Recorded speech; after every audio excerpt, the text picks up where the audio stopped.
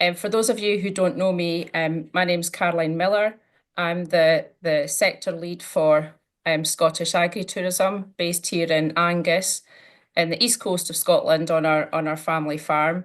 I'm also very involved with the Global Agritourism Network, which is a fantastic network of international leaders and people who are really passionate about coming together internationally and sharing knowledge and driving the kind of agritourism sector at a global level.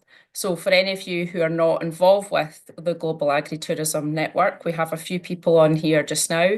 And I'm sure if you drop us your email, either directly or in the chat, we can put you in touch with and give you some more information about how to get involved. But we have the chair internationally of the Global Agritourism Network on the call as well, Carla. We've got Chadley Hollis, who's the secretary of GAN, and there's quite a few others around the room who are actively involved with the Global Agritourism Network as well. So I'm just going to, so in the Global Agritourism Network as well, I have been involved in kind of helping to establish connections within Europe, but also helping to set up and develop annual global agritourism conferences around the world. So our ambition is to move around different continents each year to different countries and take the show on the road. And if it's not near you one year, it'll be near you at some point in the next 2 or 3 years. But obviously, some people will want to come to as many of these. The Global Agritourism Conference, the inaugural one, takes place on the next June 2020. Sorry, that should say 2026, not 2025. My mistake. But it's Tuesday the 23rd to Thursday the 25th of June next year. Definitely not this year, because that would be quite a short notice, and we're definitely not ready for this year. But next June, over 3 days, although we'll come on to talk about some of the things that we're doing. We hope people come and spend as much time as they wish in Scotland and the UK before or after the conference. So I mentioned the Global Agritourism Network, a fantastic, proactive, friendly, and inclusive network of people around the world.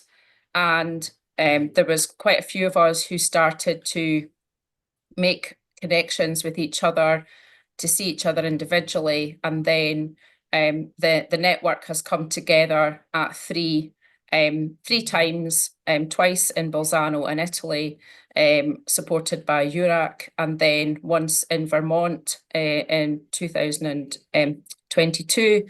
And from this gathering of people who wanted to formalise the network, the Global Agritourism Network was born 2 years ago. So, as I say, it's a great organisation. It's a young organisation, and there's so much to learn from people from every continent and every part of the world. And Scottish agritourism, so we are only marginally older than the Global Agritourism Network. Agritourism is not a new thing in Scotland. It's been going for decades. I was brought up on my family's farm, offering dinner, bed and breakfast and helping my gran and my mum with international visitors from all around the world who stayed in our house and ate round our kitchen table. So that was in the 70s. So agritourism is not new in Scotland, but we formalised our network 5 years ago into a not-for-profit organisation, and we have about 300 businesses in Scotland that are working together to drive the agritourism sector. A lot of it is based on knowledge sharing between businesses and supporting each other, and there's a whole ethos of that, and we hope to extend that to everybody that's coming to the conference and be very open with everybody that's coming to visit Scotland about how things work or don't work in Scotland sometimes. My colleague Laura Patterson, who is the manager for Scottish Agritourism, she's also on this call. And we have a small team, but we also work very closely within Scotland with a range of agencies, and including the Scottish Government, and Visit Scotland and local authorities to deliver the national strategy for growth for agritourism as well. So in terms of the conference, this is just a picture from our annual conference that takes place each year. We have about 300 people that come together within Scotland, and I know some of our international friends are on this call, Pierre, who came over actually last year. We've also had Pandarang from India speaking at our conference. We've had Marika from New Zealand. It's a great event. So we will be we'll not be having our own conference next year. We'll roll our conference into the global conference. So the main core of the conference will take place over 3 days. On the first day of the Tuesday, we will have some great farm tours. These will be in the counties of Aberdeenshire, Moray and Angus. So for those of you not familiar with where that is at all, these places are within about 1 hour's drive of Aberdeen City, which is where the main conference venue is. So people will be able to choose which tours they want to go on for the day. They will get a behind the scenes tour. It's not the consumer tour that you might get if you pay as a consumer and turn up. The people that are hosting the tours will be sharing their business with you, warts and all. Both the farming business, you'll get a look around their farming operation, but also the agritourism or farm retail. And then on the Wednesday and the Thursday, the conference will take place in the a lovely event space, which is a very new conference venue called the P&J Live on the edge of Aberdeen. And we will be having a gala dinner on the evening of Wednesday, the 24th. And for that dinner, we will be asking people if they want to come dressed in either their national dress, or if they want to come dressed in the Scottish national dress of a kilt. So I think that'll be a great fun event and show the different cultures involved in the Global Agritourism Conference.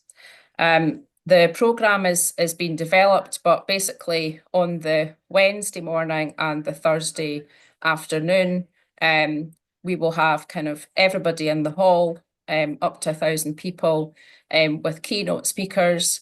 And on the Wednesday afternoon and Thursday morning, we will be in breakout sessions, so sort of 4 breakout sessions of about 250 people in the room, and you can choose which topics and speakers you want to go and listen to. So we are expecting 1,000 delegates, probably about 300 from Scotland and 200 from the rest of the UK. We have capacity to take more than 1,000 and still deliver a great experience. It's a great venue that we've got, so there's no limit. Well, there is some limit, but there's no immediate limit to the numbers. We could go to 1,200, for example, or even to 2,000, I think. We're going to have a leadership retreat on the Monday for the GAN committee, and then we will have the international dinner in Cayley, as I said, one evening. We have a scholarship programme, so we will be, we're really excited about this, and we would like to have one representative from as many different countries as possible, who will possibly be a young person with an interest in agritourism, either in their family business or in their work, sort of showing leadership potential, who could come and who will get a free ticket to come to the conference. They'll have to find their own accommodation and flight, but they'll get their ticket paid, and they'll also be, after the conference, they will have the option of being hosted by one of our one of our farm businesses who could take a couple of scholars home with them to their farm for a couple of nights to immerse themselves in their local community. So we're really excited about this programme. It is a big investment, but we think it will be really interesting to see people from all over the world. We're putting on a number of pre and post tours for participants. We hope that there'll be about 400 people take part in those tours, and I'll talk a little bit more about that in a minute. And we hope to visit every rural local authority in Scotland. So it depends on how long you want to take the tour. If you want an extra 1 day, 3, 5, 7, or there might be a 10-day tour as well to get to some of Scotland's more beautiful but remote islands. In terms of Scotland, if you don't know Scotland, then Durness, which is on this on this map in the top left hand as you look at it, down to Stranraer in the bottom left is 250 miles roughly. There's not a direct route between those 2 points, but roughly it would take you about 10 hours to get from the top to the bottom of Scotland. At Scotland's narrowest part, you could cross it in 2.5 hours. So as I mentioned, the pre and post conference tours, these are our local authorities. So these areas are our local government in Scotland. So we will need 20 people on a tour to run with it. And we will have also as well lots of information for people who want to do a self-drive exploring and visiting agritourism hosts themselves, either doing a 3-night organised tour followed by maybe taking a week and going around some other people that we recommend. As I say, we'll be getting right behind the scenes with these tours, and I think you will learn a lot. I always think if you can get into a business and get round the back where they have the bins and you understand how the operation works, it's so valuable. The other thing we're going to do in these regions is that we have this great network of agritourism businesses in Scotland, and we will say you're in a 1 day or a 2 day visit to Dumfries and Galloway down in the south, then as part of that, we would have maybe 10 or 20 businesses coming to join for a knowledge exchange session one afternoon and a barbecue. So really want to focus on learning from each other. This is the P&J Live. So this is the venue on the edge of Aberdeen. For those of you that are flying direct to Aberdeen or coming up from London or a connecting UK point into Aberdeen, it's about 5 minutes drive from the airport, and it's about 10 minutes drive from the train station. And there's direct trains from London to Aberdeen, I believe every hour through most of the day. There's some really modern, nice hotels. There's good hotels that are right by the conference venue. There's a lot of other hotels that are nearby the airport. And then there's also some lovely hotels in Aberdeen city centre. And then there's also options to stay on farms nearby in Aberdeenshire as well. So food and drink is something that that I and my team here are, and probably all of you because you're interested in agritourism, but food and drink is at the heart of everything that we do and we care about. And we have an agreement with with the P&J Live, with their chefs, that they will showcase food from our agritourism businesses and from other farmers and fishermen in the region and in Scotland on all the menus.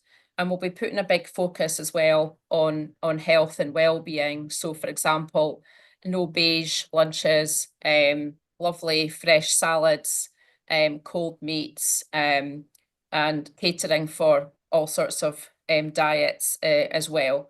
Obviously, at the bottom left there, we have not such the healthy option, but MD that would like to experience a wee dram of whiskey while they're in Scotland, or some of our other lovely drinks, will be able to do so too. Our main agricultural show, the Royal Highland Show, takes place immediately before the global conference. So that was done intentionally. So on the Highland Show runs on the Thursday, Friday, Saturday, and Sunday in Edinburgh, on the outskirts of Edinburgh, right near the airport to Edinburgh. It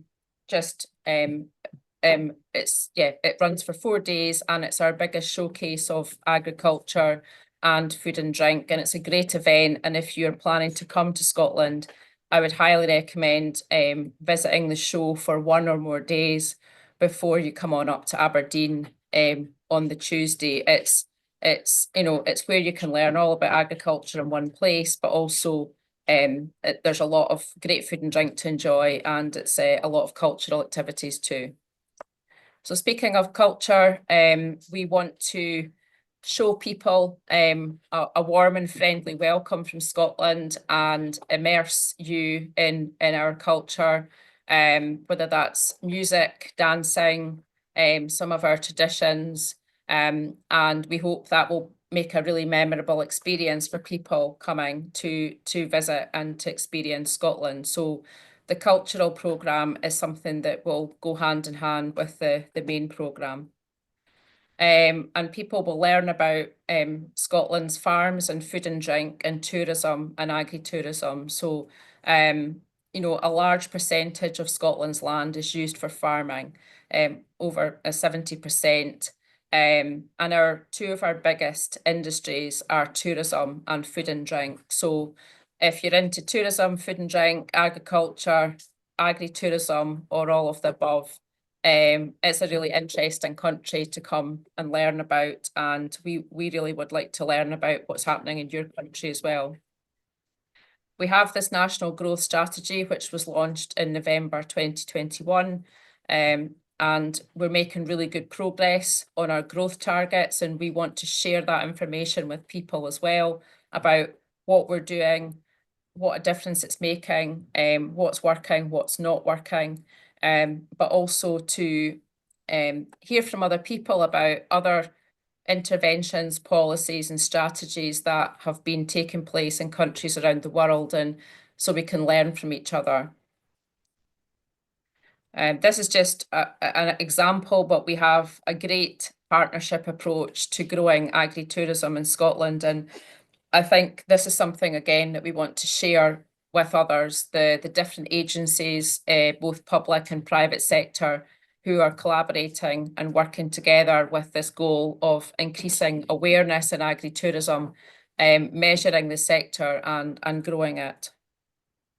I've talked a bit about our scholarship programme, but we also as well, over the last 3 years, have an under 35s programme for young people in agritourism, ambitious entrepreneurs who want to either start a business on their farm or grow an existing business on their farm, or people who are working in research or economic development with an interest and passion for agritourism. So the scholarship programme for the Global Agritourism Conference is sort of an extension of what we found to work ourselves. And we can bring the young people together in advance of the conference on online meetings, and they'll have the opportunity to go to the Highland Show before the conference on the Sunday, and to be together on the Monday before the conference.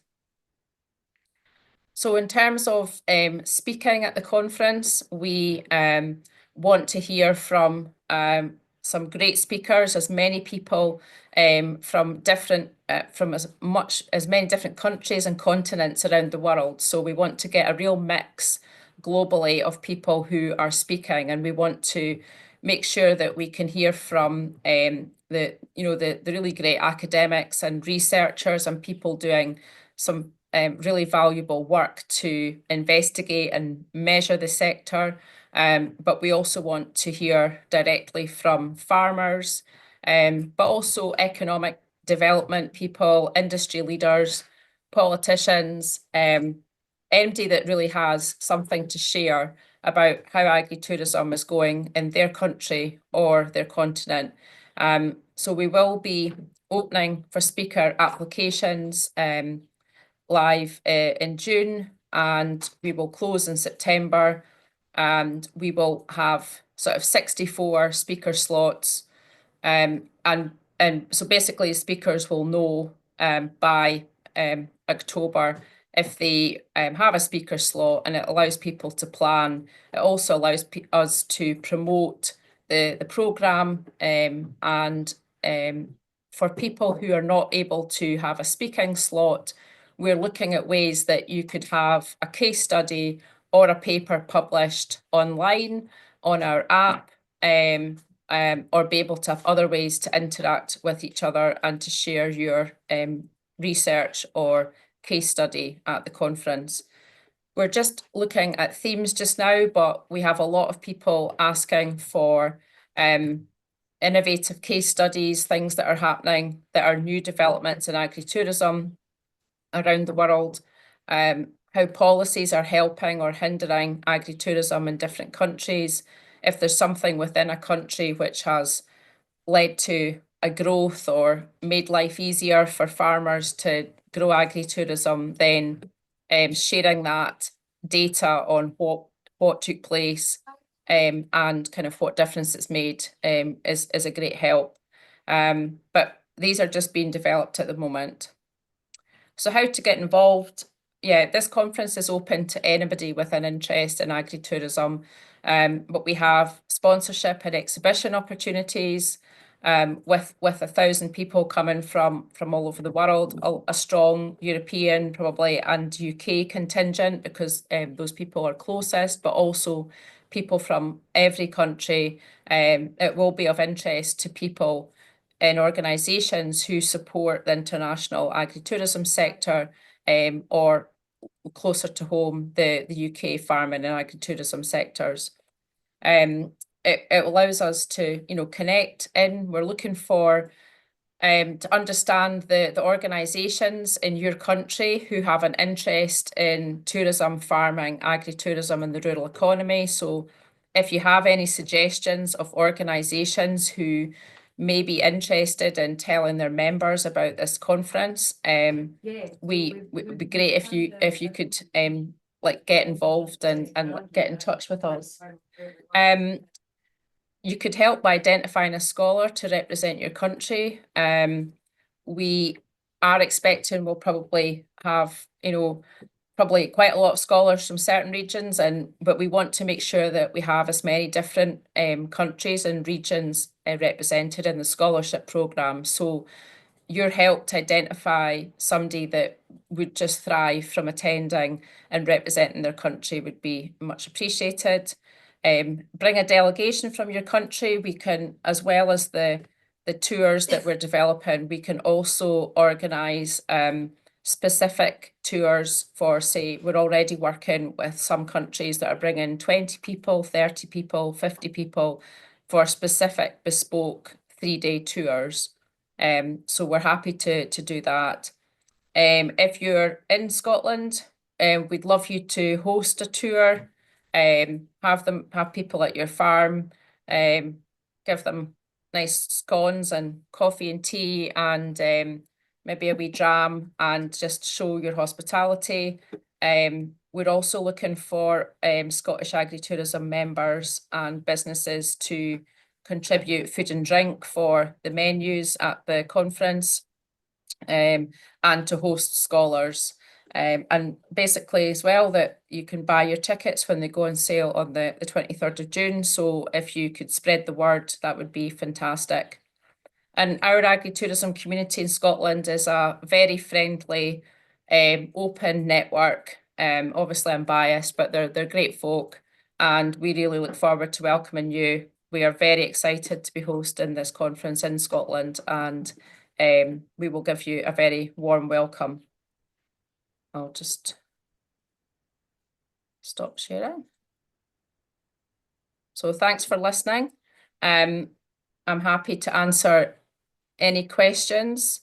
If you want to raise your electronic hand, or you want to just ask a question in the chat? I'm very happy to answer questions if you've got any. I'll just...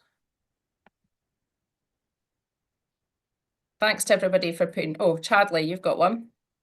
So I'll warm it up. So, could you give more dates on when sponsorship opportunities might be available and how folks can share that with their organizations and their networks? Yeah, so we're just working just now on the sponsorship opportunities, the website, the registration portals for people buying tickets, and the scholarship program and the speakers program. So yeah, good progress has been made, but I think we're looking at kind of early to mid June. And we hope that the website will be live just by the start of June so people can understand what the opportunities are. And but we will put the first early bird tickets on sale on the 23rd of June. Anyone else got a question? Alistair, hello. Hi, Caroline. Good to see you. Can you hear me okay? I can hear you. Good. Yeah, so just to maybe elaborate slightly, I'm working with the EU CAP network.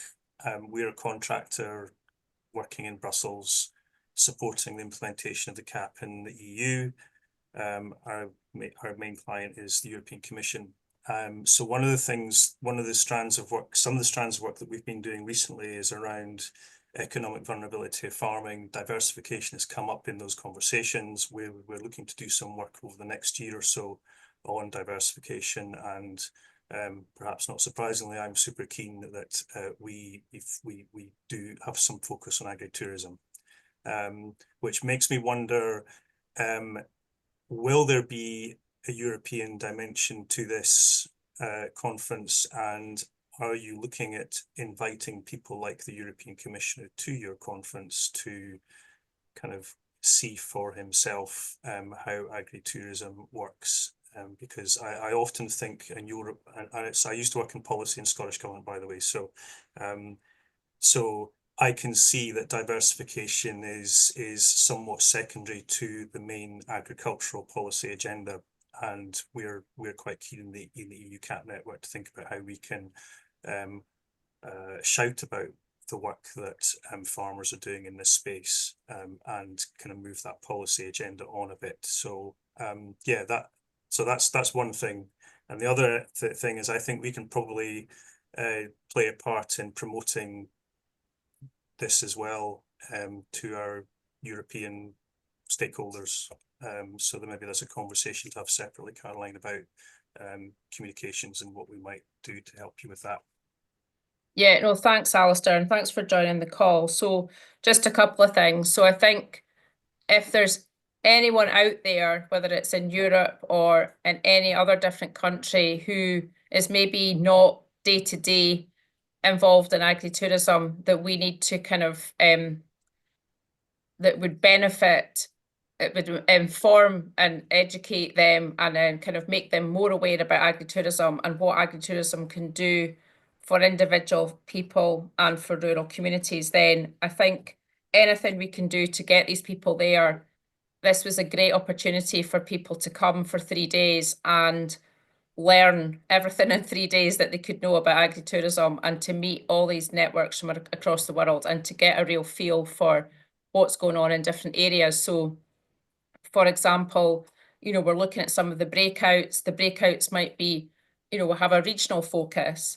So you could, have a regional focus on Asia or Europe or wherever, but also, if there's people like the commissioner, if they want to come and address the conference or just come and learn, then I think that would be hugely beneficial. So anything you can do or you need us to do to help with that, then that would be great. And I think yeah, this is a new organization, Global Agritourism Network. There's lots of good people around the world, but there's so many people that don't know about the Global Agritourism Network, and there's so many people that don't know about this conference because it's the first one. It's the first it's inaugural one. So it's not like it's been running for 50 years. Everybody knows it moves around and things. So anything that people can do to spread the word. I think there's people that have been in touch with us from, as I say, from rural research, from farming, from tourism, from economic development, from marketing a country. All sorts of people have already been in touch with us, and I think it will be of interest to a wide range of people. Anyone else got a question? Scott, I have Scott. one. Hello. So, how are you going to make the decisions about who the speakers are for the breakout sessions and what the categories are going to be? And also, how much is it going to cost? Have you guys come up with a price yet?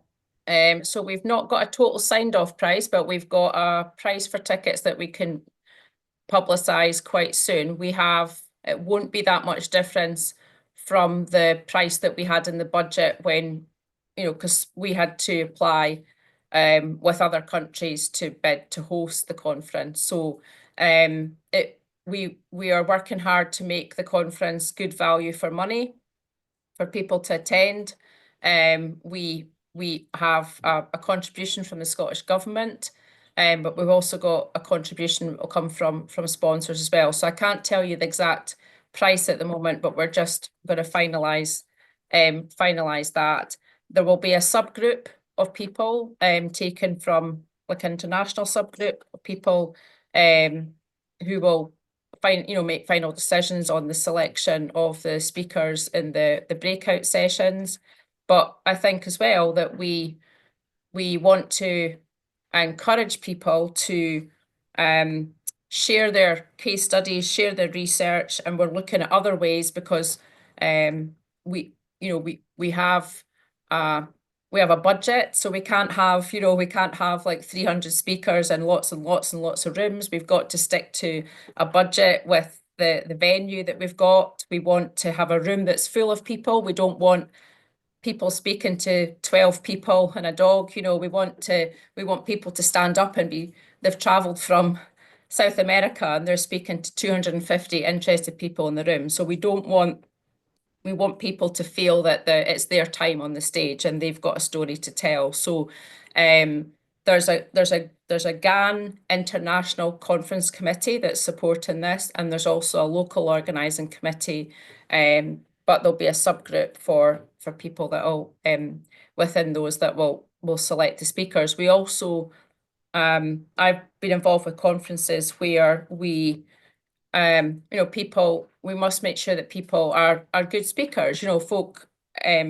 Somebody has to be able to be an engaging speaker. So we might ask for an online interview or a short video or a YouTube video showing how they've spoken before, because it's important for an audience that they're listening to somebody that is an engaging speaker.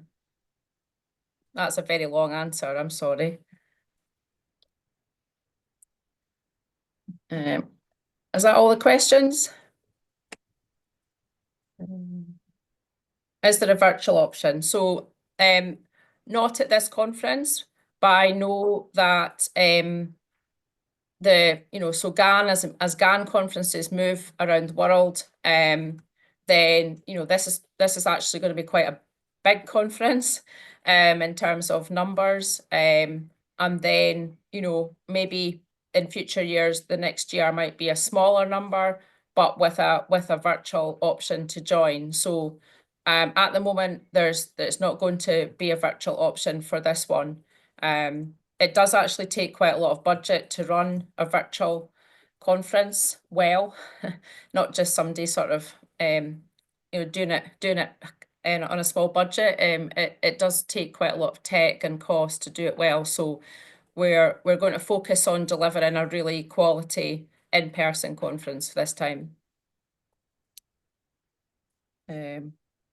Okay, so I'll It's lovely to have everybody with us here. Thanks so much for the people who've joined from a variety of places. You will, if you're not already following the Global Agritourism Network, as I say, if you want to send a direct message here or you want to get in touch with me, I can have you included in the mailing list. I know Chadley will be keen to, you know, have people that are interested sign up and get involved in the Global Agritourism Network. Carla. Since it seems that you're wrapping up, I just wanted to say, Caroline, to you, especially to you and all your team, thank you. You're doing a fantastic job, and especially keeping everybody updated with all the changes, all the program. It looks like it's going to be a fantastic conference, and we are, at least I am very excited about, and I know that the Global Agritourism Network leadership is very excited with all the work that you are putting. So thank you. I just wanted to say thank you in name of GAN. Oh, thank you. That's made up for the nights I'm not sleeping. Thank you. Okay, so I've got a year to go of not sleeping, so there you go. No, there's a great team involved, both internationally support and a great team locally on the ground. So thank you very much. But yeah, thank you very much to everybody for joining us this afternoon, and we will keep in touch, and we look forward to seeing you in Scotland next year, if not before. So thank you.